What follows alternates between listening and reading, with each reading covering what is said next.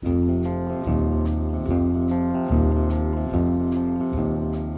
morning. Morning. How are you? Good. I'm Amanda. And I'm Peggy. And you are watching the Junction Fiber Mill Millcast. Millcast. Welcome. Coming to you from the past. Yes. As always, but this time a little bit further in the past.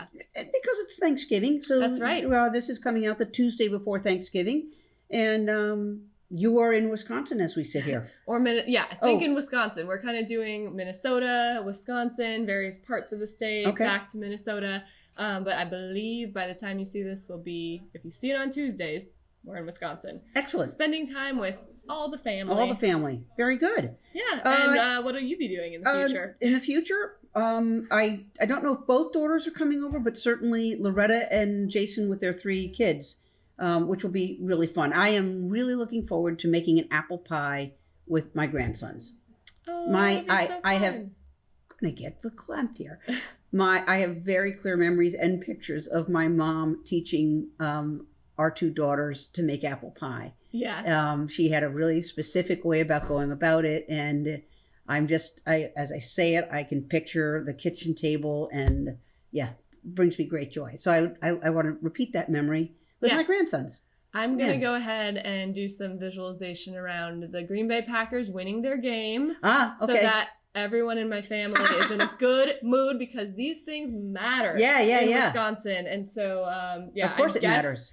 I guess I've heard they're playing a game on Sunday prior to the Millcast coming up against some team. Yeah. Football. This is about the I didn't even know. I'll be watching it. Aaron Rodgers was not on the team anymore. I don't follow. I'm sorry. Not only is he not on the team. He's on a different team. I found this out, yes. Okay, he isn't just on a different team. He went to the same team as Brett Favre, which is the New York Jets. And wasn't Brett Favre on the Vikings? But he went from Packers. No. Yeah, no kidding. He went from Green Bay to the Jets, then the Vikings. And he got into, let's just call it social trouble with the Jets. I won't go into that. But Aaron Rodgers is having a miserable season. I won't say anything more. He's having a terrible season. People aren't here for it. I don't know. And he was Correct me if I'm wrong. He was out the whole season last year after the very first game with the Jets. Because of his ivermectin? No, because he injured his ankle or something. Okay.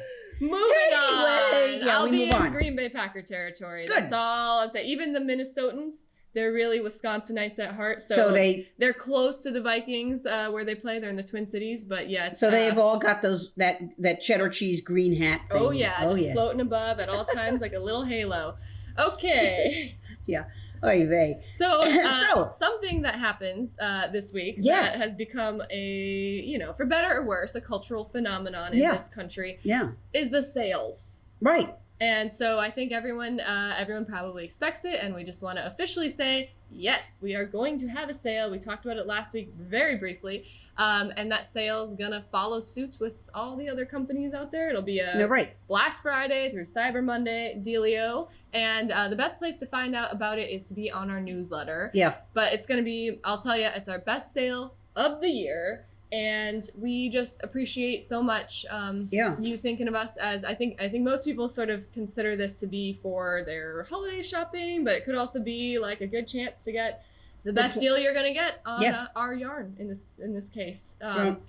You're going to explain what the deal is, or do you have to see the newsletter? I'm going to encourage folks to get on the newsletter, but I will say it involves, pretty great. It's the biggest discount site-wide that we have all year. We're never going to do a better one than Black Friday, Cyber Monday, and we're lowering our threshold for free shipping. So check it out on that newsletter. If you don't get the newsletter, go to our website. You'll see how to sign up for the newsletter. And I just want to say, your purchase of our mill makes a huge difference to us. We're not here to sell, but I just want to say so much gratitude around this time of year, especially. Yeah. We've had a tremendous year, and it's all thanks to, it's folks being a part of our community, but also, if you can, buying our yarn. So thank you so much for doing it. Yeah. We keep, about 10 people employed at this mill. Yeah, and we try to give them a decent wage. Yeah, so thank you. And please, spend time with your family first and foremost if you can this week, but also, we know you'll shop. There's things out there. Yeah. And that's all I want to say about that one. There we go. I had a fascinating conversation that I'm going to share here. Total. Shifting gears here. I'm wearing the sweater that stand up so we can see the. Yeah, this is Thea Coleman's burnt orange. Beautiful. Yeah, I really love it. And it's one of the first sweaters I've done in a very long time where I actually went ahead and got buttons. And I have little black buttons that I just love. And when I knew this was the sweater I was going to get buttons for, I don't have a lot of choice. Now, I know you go sometimes and go online to shop buttons. As a millennial, I try to avoid any in-person contact like the plague. Well, there's no in-person. You can go to Joann's, you can go to Walmart. I don't know where else you'd get buttons locally here. Right. There's some folks that are making like clay. I was going to say, if you're Cody, you're going out to the front yard. Yeah. You're finding a very good stick and you're bringing it to your workshop and drilling some holes into it. Yeah. And then spending a few more hours doing some stuff too. Well, he did do this before. I did, yeah, okay. I've seen it. Fortunately, we have an incredible resource right in the next town over, right over the Connecticut River in Hanover, New Hampshire, is a woman named Jane Quimby. And Jane has an extraordinary collection of antique buttons. I mean, like, not to be believed. And what's so very cool is not only does she collect antique buttons, she has moved from being at sort of festivals selling the buttons to creating an online, believe it or not, auction of antique buttons. And people who have buttons, antique buttons all over the world will consign with her. So it's her own website that she's running. Right. That is impressive. Yes, and so if you are also collecting buttons and you're in Minnesota, you can consign them to Jane and she will create a lot for your Minnesota buttons, and it all goes through this auction. And the auction is coming up very soon. It's going. So it's a 1 day. I think it's a multiple days, but it starts on the 30th of November. Okay. It's very cool. What I want to do is show you the interview I did with her, and then I want to talk to you a little bit about the buttons that I'm wearing, and that I also put on. I had a different kind of button for my Lindell sweater. All right. So enjoy a conversation with Jane. I'm Jane Quimby, and I live here in Hanover, and I buy and sell buttons and collect buttons, and I'm an artist too. Talk to me about collecting. How long have you been collecting buttons? I bought my first buttons I don't know the year, but 27 years ago. And what hooked you? What made you say, yeah, buttons are my future? Oh, well, I didn't recognize that right away. I was doing smalls, general antique and collectible smalls, so pottery and glass and small framed pictures and things like that. And so going to a lot of auctions, and it was a hobby. And I went to Brimfield to sell and buy too. But anyway, I went to an auction in Boston at the Caicos Fur Company, which was on Newbury Street, and they were moving. And so that had been there for 100 years.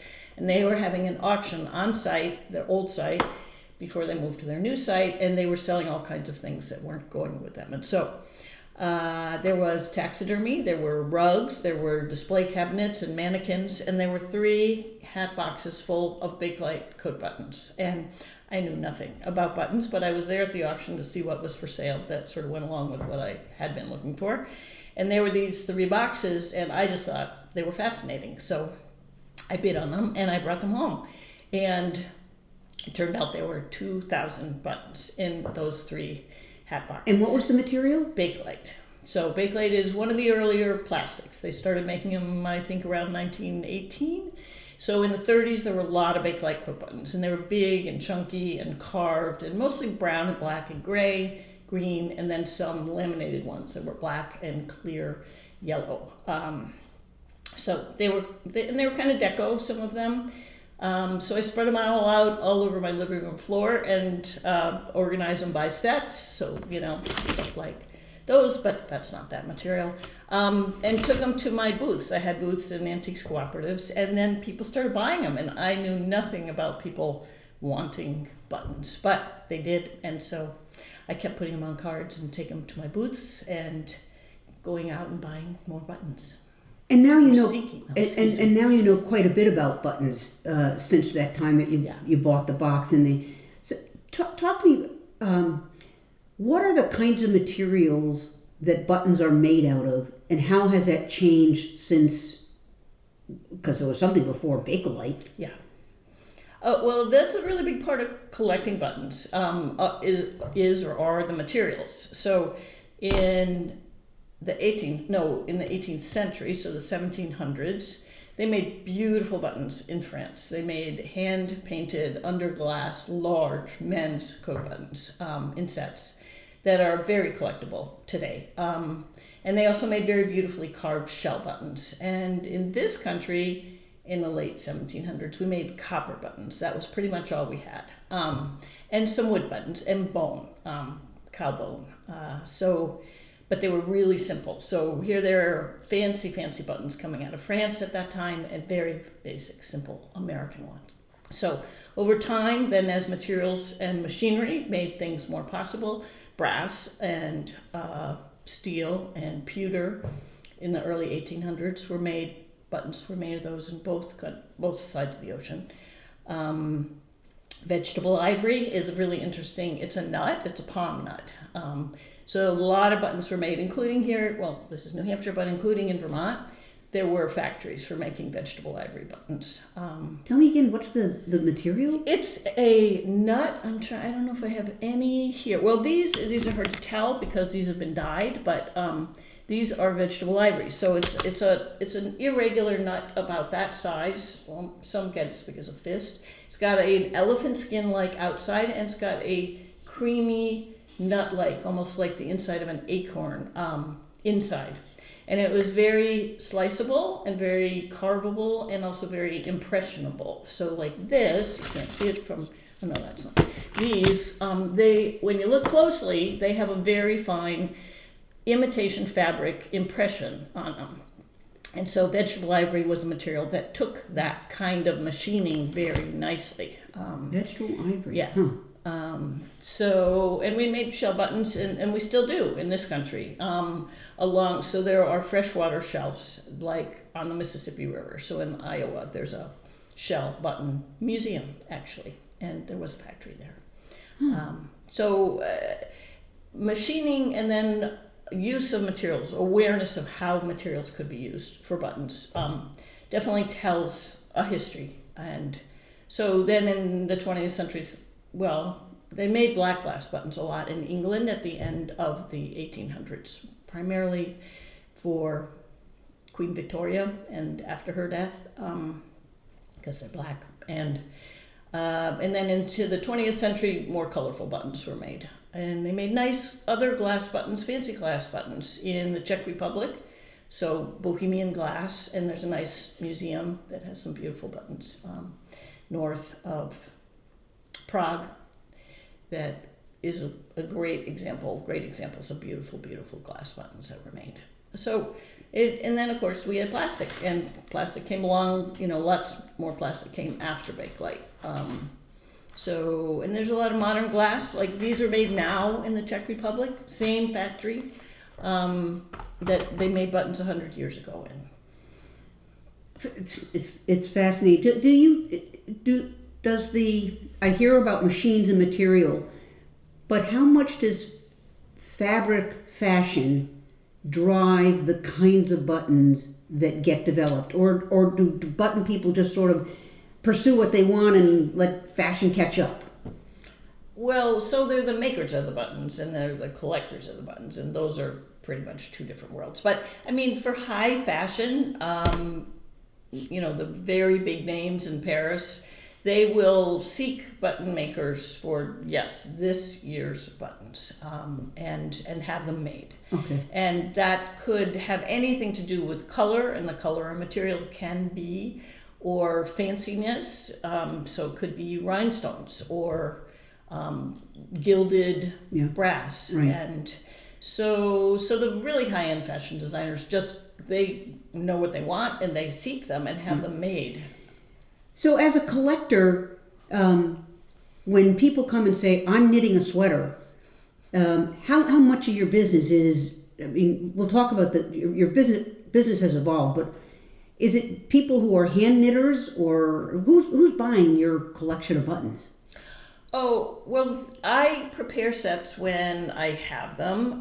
Collectors don't buy sets of buttons, primarily. They do not. They buy one of a kind in certain categories. Oh. So someone might collect black glass buttons, or someone might collect Art Deco buttons. That's what I have on this sheet here. I collect just certain narrow little areas, mostly subject matter. So I collect sunrises and sunsets. So one of a kind in a certain category is what collectors seek. And I partly buy and sell buttons to show to collectors. But I also, sets come along, and I really like sets, and that's what the Bakelite buttons were in the first place. And those were bought by people primarily to put on clothing. And so I do seek them, and I do sell them at fiber arts shows, mostly knitting related. So what's interesting, and I think when I first met you, that's how I knew about you, is I saw you at a fiber festival, and I saw your incredible collection. And sometimes you see a set of buttons and you go, oh, I got to come up with something to knit because I love those buttons. Or like myself, I came here with 2 sweaters that were in need of buttons. Yeah. But tell me about how you've transitioned now into, driven in part because of the pandemic, how you're now handling buttons. The auctions you're referring to? Yeah. Yeah, so basically during COVID, I started doing online auctions and just do 3, primarily sometimes 4 a year, big 1,200 lot. 1,200 lot button auctions, and those are for collectors mostly. Both. I sell to designers, clothing designers. I sell to jewelry designers too, but I sell to people who want to put them on clothing, their own clothing, knit or sewn, and some quilt makers sometimes buy buttons. So I sell sets in the auction, but I sell one-of-a-kind buttons, or I sell a card of buttons in a category like I showed you before. I try to have a big mix. Also books about buttons. So like this is the big book of book of buttons. Yeah, which is now in its 3rd edition. That basically helps people to understand buttons and the materials and the period eras of when they were made. So when you put together these auctions 3 times a year, it's not just your buttons. You also have collectors? Consigned buttons. It could be a collector who has duplicates. It could be someone who inherited buttons from a relative and they don't care to keep them, or they don't care to keep all of them, and so they consign buttons to the auction. And there's roughly 1,200 lots. Right. That's a lot of buttons. That's a lot of buttons, yeah.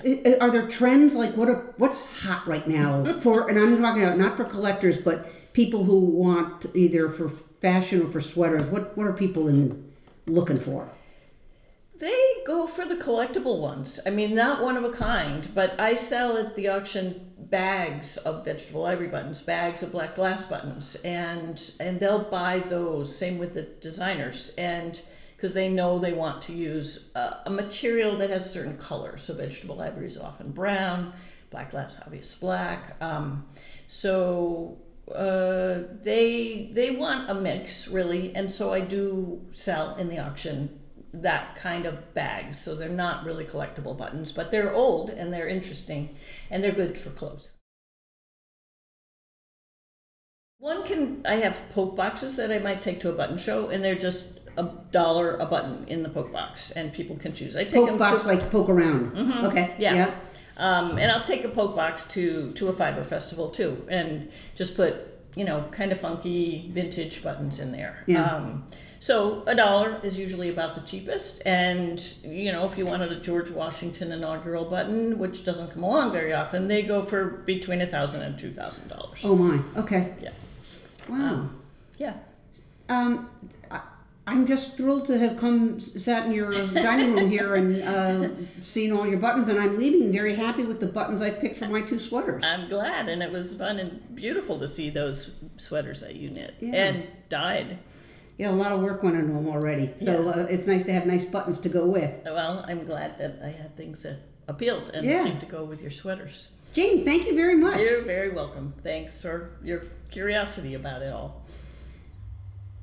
It's clear there are people who are collecting buttons just for buttons, not for necessarily sweaters or whatnot. It sort of like reminds me of people who collect, 2-cent pennies or they just have a collection. People got their thing. Right. Yeah. Some people do it with yarn. I've heard. Yeah. Right. But I want to talk about the buttons that I have on. I'm going to put. I have 2 different ones I want to show you. I want to show you this.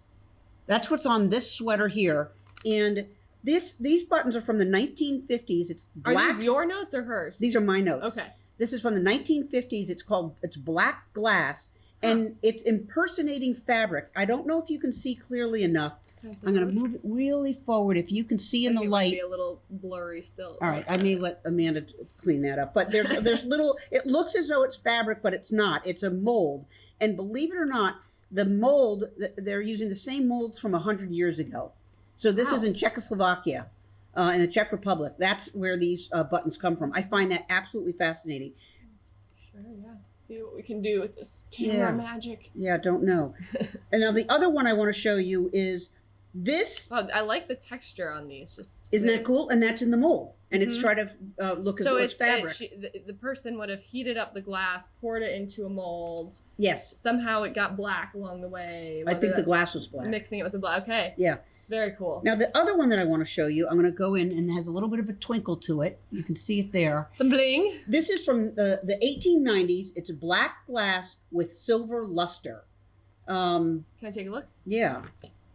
Okay, so they're not actual rhinestones in here. It's the glass, which kind of looks like metal. Right, but it's what's making the shine? I don't know. Huh? Isn't that unusual? They're very cool. I've got to be honest. I've never looked this closely at buttons before, but I'm gonna start now. Oh, you've got to.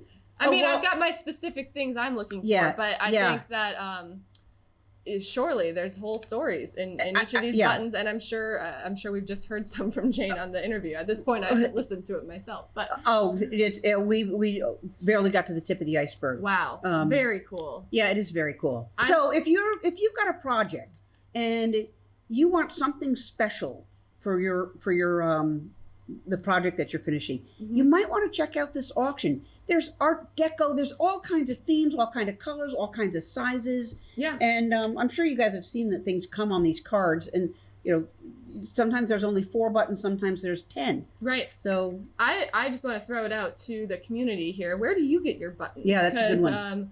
The other place I was going to mention is, fiber festivals. There's always a few booths that are specifically on buttons, but as knitters, buttons are something that you need. Yeah, and it's a non-yarn thing. It can really finish your project. Yeah, and it's just like yarn. It's so much easier to do the shopping in person, especially when you can bring your finished project. Yeah, but if you have something in mind and you just want inspiration, I would check out the auction. Yeah, and please do write in and let us know. Or become a collector. Jumpstart.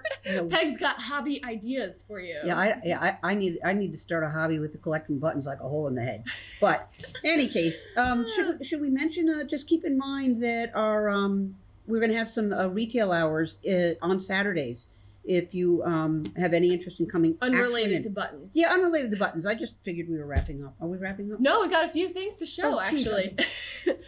So we grabbed some stuff. I'm clearly already on Thanksgiving vacation. We will for sure mention upcoming events, but I just really want to show you guys some of the stuff that's going on in the mill. You're right. Because actually, the first thing is not a show and tell. It's a picture over and tell. Oh, yeah. So we have this really cool yarn that we've never done before, and it's going to launch not this week, but next week. So you're going to hear more about it next week. But as I walked through the mill this morning, saying hi to folks, I saw what was going on the spinner, and on our single ply spinner, our Ramella, our new Italian beauty, we've got the roving going up and over, and you can see it's red on part of the machine and white on another part. And what do you think that's all about? I can hear the Christmas bells jingling. Candy cane yarn. So we decided a super simple concept. We're just doing a marled red and white yarn, because when you do the barber pole, as you'll see on the plier here, it gives a candy cane effect. Right, and it's DK, so it should be a nice, substantial, puffy candy cane effect. Knit the holidays with the candy cane yarn. Again, that'll come out the following week after this airs. So December. Because we still have a bit of work to do. Yeah, we do. It takes time to go through. So that'll come out in the future. Just wanted to show you what's going on. What's going on. And then, do you want to start with your end? So what's just gotten spun, it still needs to be rinsed. Oh, it looks like $1 million. Look at this cloud. This is our Making Tracks DK Undyed. So this, oh God, it's so gorgeous. Yeah, I just saw this hanging there. I was like, we gotta show people. I know we've had this yarn forever, but I think you just gotta appreciate, first of all, there is 0 hay or VM in this yarn. And it's super consistent. Super consistent, and it's just got so much crimp in the fiber that it just, again, looks like a cloud, like you said. Beautiful. Yummy. So, and it's, I can't, like, oh my God. So what still has to happen to this is it'll get rinsed because it's been under tension when it's going through the spinner. Yeah, when we draft, it's sort of like when this is what I said to my tours last week during open house. It's like when you have curly hair and you're putting it through the brush and you're like blow drying it or you're straightening it or whatever. Yep. It's going to stay kind of straight after that point unless you add the water, which is then going to return it to its natural, beautiful, crimpy self. There you go. So this will get rinsed in just warm water and it'll bloom, and then we'll hank it and put a label on it. Yeah, but it already looks great. Yeah, it really does. And this is our special holiday edition Making Tracks. Again, it's the DK weight, but I just want to show you on the bobbin. We'd sort of internally been calling this like the Making Tracks Contemporary, and Peg can explain why. Well, we were going through art magazines and saw this really contemporary piece of artwork, and we used that as the foundation for the colorway. It reminds me, what's the artist's name? Is it Pierre Mondrian, who does the, I think... Oh, the boxes? The boxes, with the reds and the yellows. And then he has a black line sometimes outlining it. Or like white, Yeah. Oh, gosh, like you're absolutely right. I couldn't tell you his name. I'm not a big art history person, but I think that's what I see in this yarn most. But it, what's interesting with the Making Tracks, the process of when we dyed it, if you look in the pots, you got red, blue, and yellow, and some white, of course. But when you actually do the process of pin drafting it and spinning it, you end up with some of those, what are they called, secondary colors, right? So you get a little bit more of the lime green rather than a yellow, or on some of them there'll be a little section of green where that yellow met the blue, right? And a little bit of orange. So it's actually a really cool colorway because we're taking primaries, and through our process, sort of surprise, we end up with kind of all the colors of the rainbow, but primarily the what do you call it? Primary colors. Primary colors. I'm back in art class. Yeah, and white. You can't see it on this one. I look a little like an art teacher today, so I think I'm really channeling that. Let's let her have that. You sure do. Thank you. I don't know if it's a compliment or not. Oh, sure it is. Yeah, no, I'll take it that way. Yeah. Anyways, enough with the art class. Yeah. So back to what you had said. Yeah, dang. Yikes. Wait, real quick. Sorry, Peg. That's okay. I just forgot to say, in case we still have some left, the place to get this yarn is the holiday boxes. Yes. I don't think I mentioned that clearly. So this is only available in this year's holiday box. Right. Okay. It'll be very fun. On to you. Okay, so we're not, so behind us is our warehouse retail space, and we are open it up for open houses, and you can set an appointment and come visit. But what we know, it's a little frustrating for folks in the area that work full time. We are going to have Saturday hours from 10 to 1, starting on the Saturday after Thanksgiving, through I think it's the 21st is December. So this Saturday, right, it's happening if you're watching this, as we rolled it out. Yeah. And then onward to just before Christmas. Right. And it just so happens this weekend to be Shop Small Saturday as part of our, commercialization of the Thanksgiving holiday. Yeah. So anyways, we're small and you can shop here in person. Yeah, come meet Elise. She'll be here on Saturday, and then after that, Eileen will be here. Yes. So we're fun with that. All right. Hey, have a very happy Thanksgiving. And I can't say it enough, we're so grateful for this adventure that we've been on, and you guys are all such a huge part of it. Yeah, you very much are. I'll be thinking about all the fun we had at Fiber Festivals as one of the things I'm very grateful for, seeing folks in person. So, yeah. All right, I'll see you next week. Be well. Bye.